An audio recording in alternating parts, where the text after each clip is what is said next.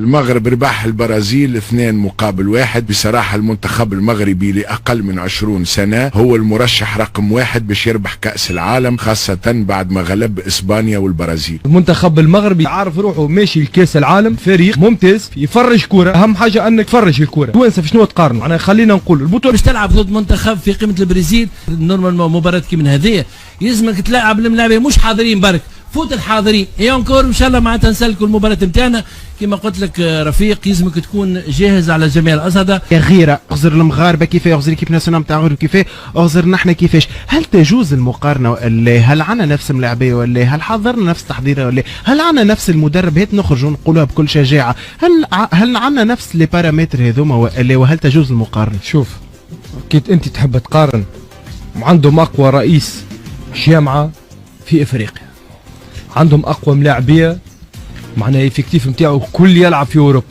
مدرب معناها كبير، مدرب. اليوم كان ماتش مهم ضد البرازيل، كيفاش كانت ردة فعل ديالكم بعد التأهل؟ 3 ديال النقاط مهمة جدا بالنسبة للمنتخب الوطني المغربي.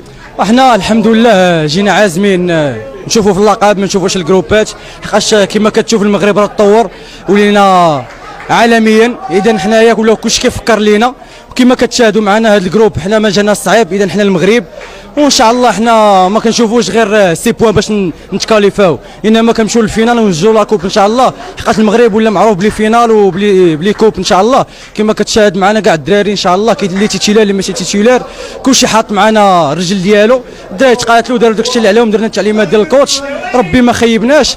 وكتعرفوا كيما اللي كيخدم كيسهل، كندخلوا للتيران كنعطيو داكشي اللي عندنا، وكنتفكروا بلي والدينا كيتفرجوا، خوتنا الجمهور المغربي كلشي كيتفرج.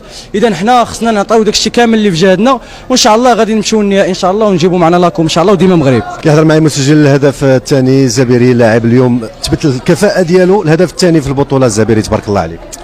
الحمد لله الحمد لله، والله خدمنا بزاف والحمد لله ربي ما خيبناش، اللي كيخدم ربي كيجازيه.